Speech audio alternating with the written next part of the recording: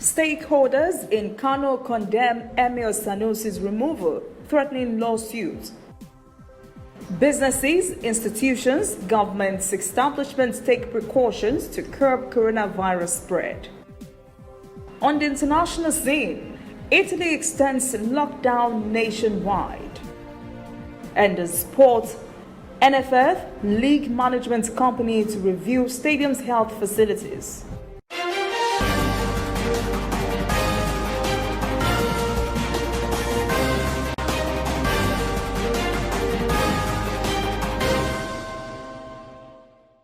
This is ANN News.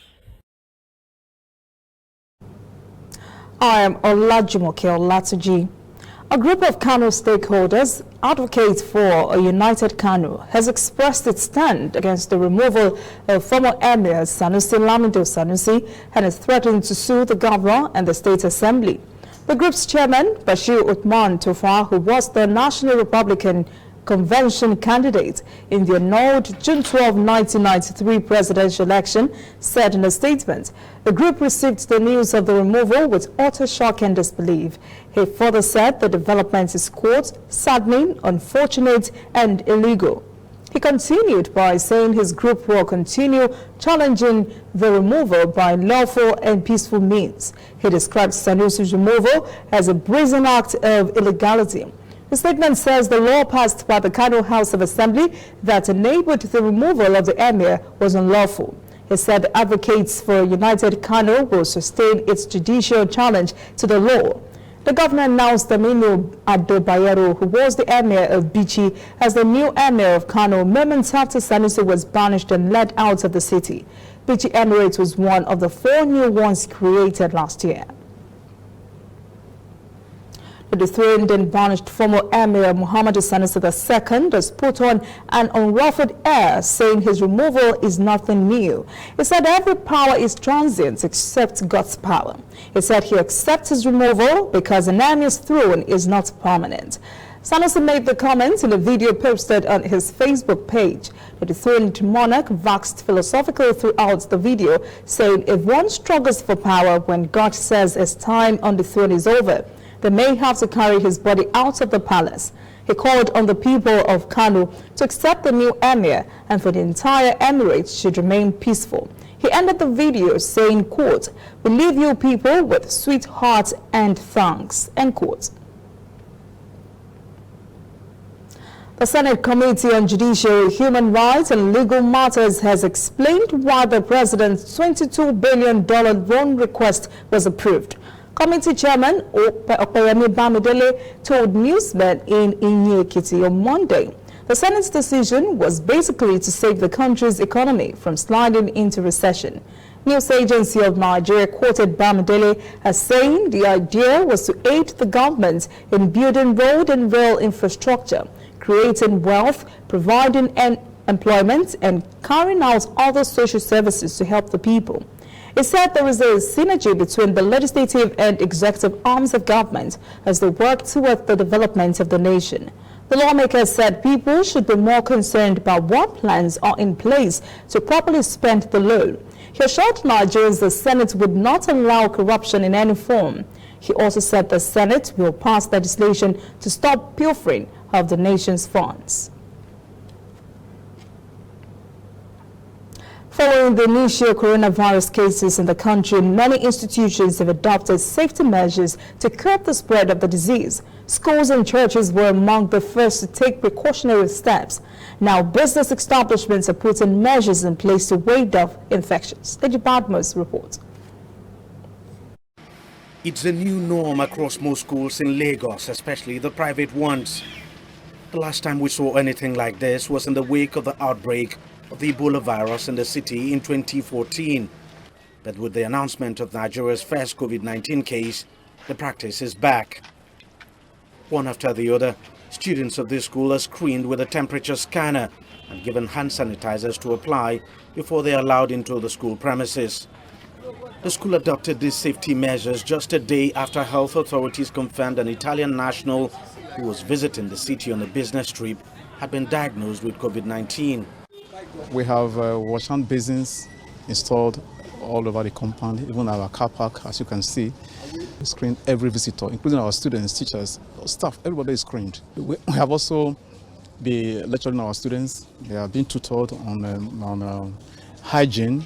Every morning we talk to them on how to take precautionary measure against all this, they wash their hands and all of that. We have flyers for them too. We have also educated the students on the need to distance themselves from other students who are coughing or who are exhibiting any sign of upper respiratory tract infections like sneezing, coughing, like I said. So if any of those things is happening to the students, you are expected to quickly come to the school clinic and see the doctor. As it is with schools, so it is with churches. Hand sanitizers are now placed at the entrance of some churches, like this Catholic church. Worshippers are advised to use them before stepping into the church. As for the measures to curtail any spread of the virus, the Bishop of the Catholic Church in Lagos has since announced the suspension of certain church rites, among them the traditional shaking of hands during church service.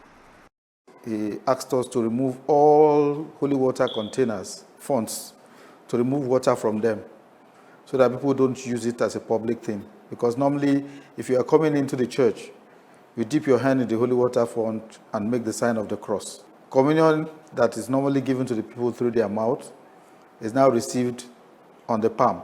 The Stations of the Cross we normally have twice in a week during Lent. That's Wednesdays and Fridays. He has decided to make it once. The actions of these institutions have helped in raising the level of awareness of COVID-19 in the city.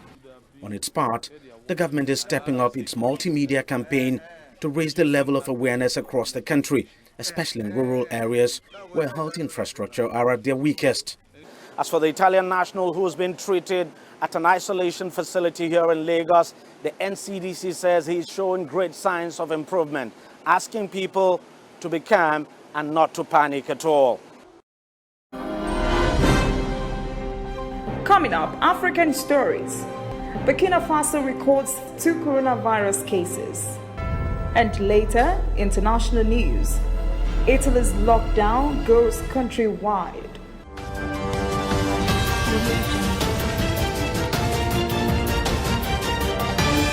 You are watching ANN.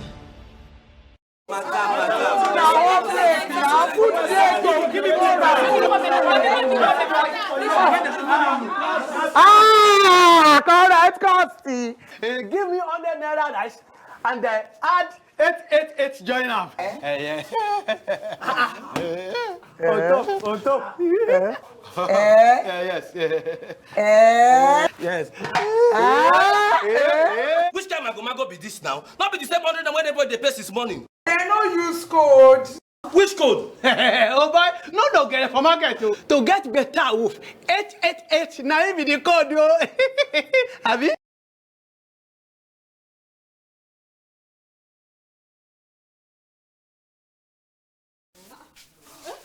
Madam, I beg, serve me 888.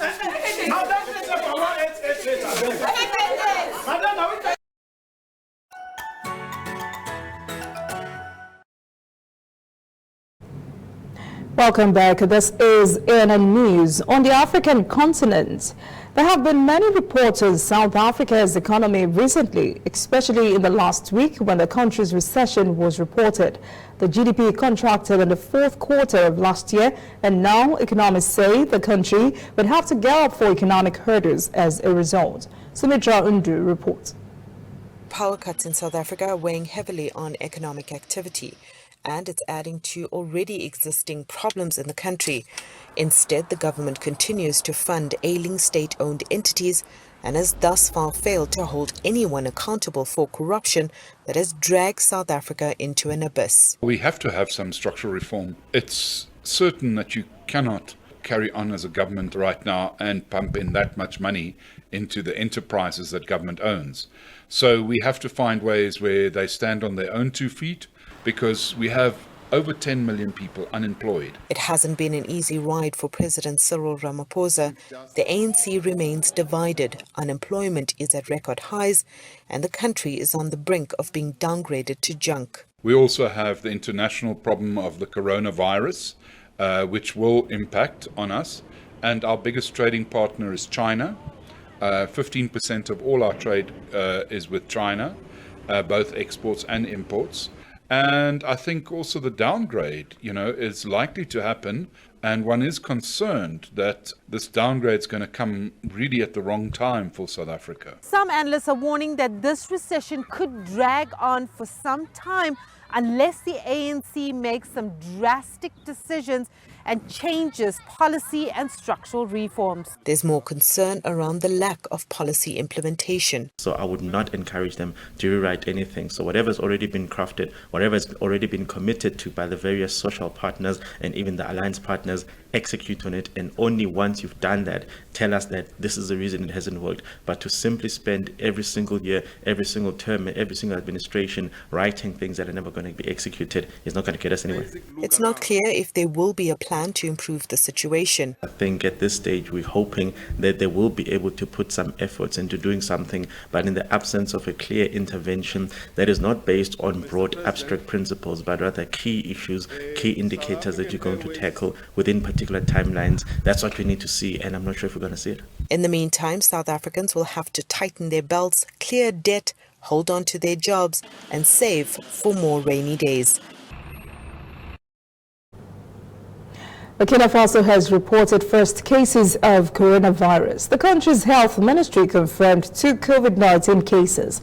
Health Minister Claudine Luig says the patients are a Burkinabe couple, a 73-year-old man and 57-year-old female, who returned to Burkina Faso from France last month. Authorities say they tested positive for the virus on Monday and have been placed in isolation. A third person, who was reportedly in close contact with the couple, has been placed under observation as well. Burkina Faso becomes the 6th sub-Saharan African country to report positive tests for coronavirus. Latest figures show there are now 100 confirmed corona cases across Africa. At least 100,000 persons around the world have been infected with COVID-19 virus.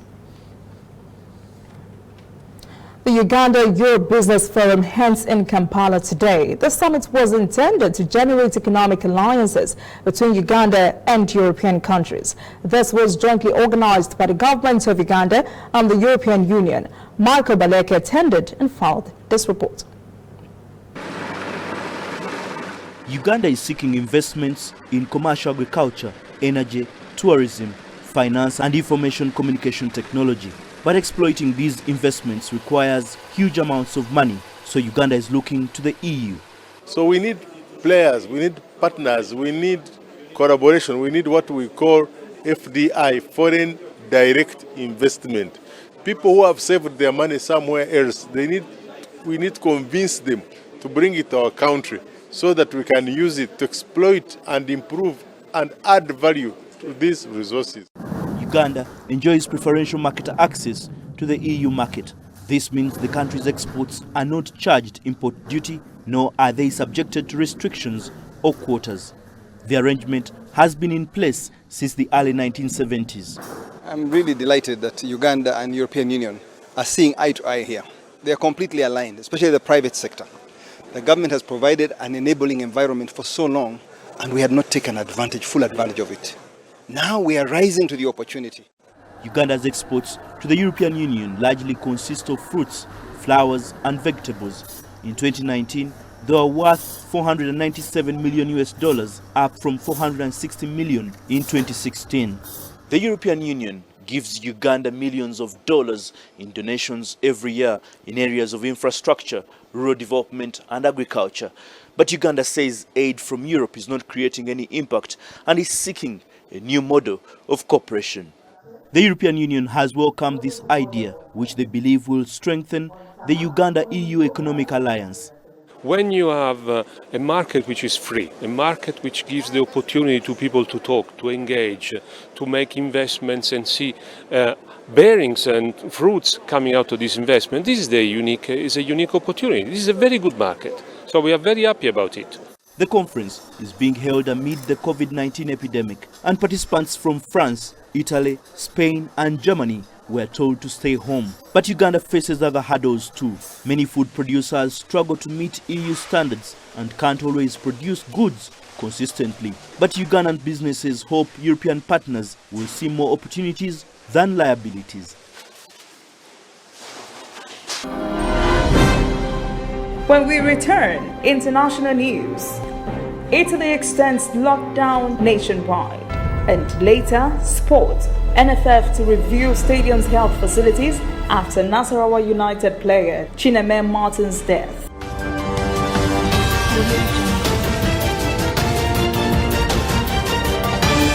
You are watching ANN. Welcome back. This is ANN News. On the foreign scene, today is the first day of Italy's nationwide total lockdown as the coronavirus spreads to its peak in the country.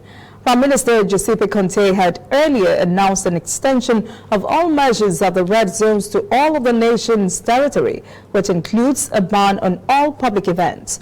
The Prime Minister says the move was taken in order to protect the population and especially the most fragile individuals. 97 persons have died of the COVID-19 virus in Italy, bringing its total number of deaths to almost 500. The country has more than 9,000 cases so far, the most of any European country. The rest of the country will now join the northern provinces on the lockdown, one of the toughest responses implemented outside mainland China to get the COVID-19 pandemic under control. Coordinator for Intensive Care in the Crisis Unit for the Northern Lombardy region, Antonio Pesenti, says there could be 18,000 patients in hospital by the end of the month if the virus continues to spread. As Italy and the rest of the world struggle with increasing numbers of COVID-19 infections and deaths, China is celebrating almost total clearance of the virus. Chinese President Xi Jinping visited Wuhan, a city center of 11 million persons and the epicenter of the novel coronavirus. This is his first visit since the outbreak began 2 months ago and is a sign that the worst of the country's emergency is over. Xi's arrival came on the same day Wuhan shut the last of 14 makeshift hospitals opened to manage a surge in coronavirus patients that had overwhelmed the city's healthcare system. Tuesday marks the third straight day of no new domestically transmitted cases in mainland China, outside of the Hubei province where Wuhan is located, even as the disease spreads rapidly in other countries, including Italy and the United States. China attributes the decline in fatalities back to weeks of widespread travel restrictions, government-enforced lockdowns, and other stringent measures. Since COVID-19 became a public epidemic, production of masks also became major points of need for people around the world as the coronavirus continues to spread. The effectiveness of these masks has also been questioned. Reporter Emir Of Kano takes a look at one type of mask that's making use of some unique technology. At first glance, this small mask assembly line may look like any other factory, but there's a little extra layer of protection being added to these masks. The protective products being made here are lined with a nano silver fabric. It's a type of material technology that could make a big difference in the fight against COVID-19. We add special nano silver additives, which are our company's patented technology. They absorb water and also humid air as we exhale. The nano-silver particles continuously release ions, which are able to kill viruses and bacteria. After 8 hours of use per day, and based on tests conducted by Hong Kong Polytechnic University, the bacteria content of our masks is lower than that of a standard mask. Our masks can be used safely for about 7 days.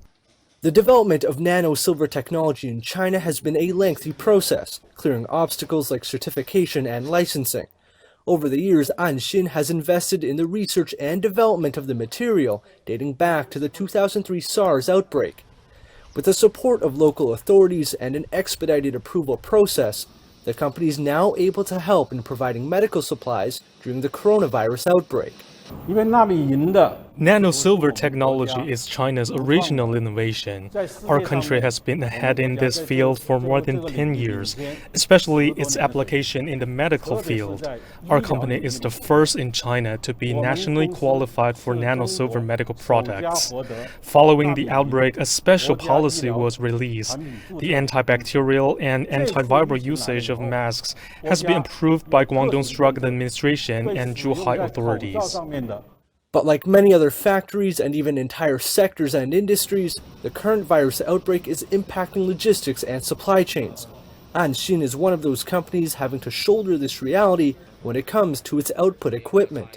But right now, we can only input 2 because of time-wise. The delivery, the shipment of this equipment will only come here after April or May. But we think that at that time, the situation can be controlled. Having produced a mask that will cut down on waste and raw material consumption, Anxin says they'll be able to get their product on the market by the end of the month. Some will be designated for hospitals and the medical industry. And despite limited research on nano silver technology and its direct effects on the coronavirus, providing another form of protection will be more than welcomed in what has become a global battle. Hundreds of relatives and friends of those who perished in the Ethiopian Airlines crash last year are in Ethiopia to mark the first-year remembrance of the passenger and crew members who lost their lives in Flight 302. This comes a day after an interim report focused on software installed on the Boeing 737 MAX airliner. All 157 persons on board the ill-fated airliner died. It was the second accident involving Boeing's new 737 MAX plane in just 5 months. Passengers from 33 nations were aboard Flight 302.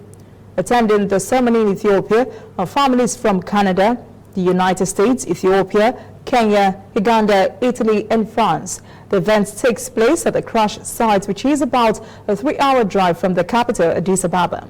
Organizers say the program will include a tree planting and the reading out of victims' names. And while the 737 MAX, Boeing's best-selling plane, remains grounded, having lost billions of dollars, Boeing's CEO was forced to step down, and the company is facing hundreds of lawsuits from bereaved families.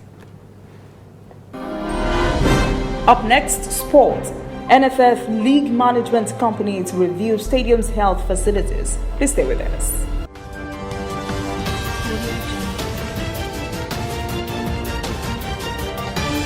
You are watching ANN. Welcome back. This is ANN News and Sport. The larger Football Federation and league management companies say they will both look into new modalities to ensure players enjoy good health coverage during league matches. The move comes to under 24 hours after the death on Sunday of Nasarawa United defender Chineme Martins in a game against Katsina United. Martins died after slumping in the first half of the match. He was not taken to the hospital immediately as the ambulance stationed at the match venue failed to start. 7 wrestlers won gold medals in the African Senior Wrestling Championships in the last 3 years.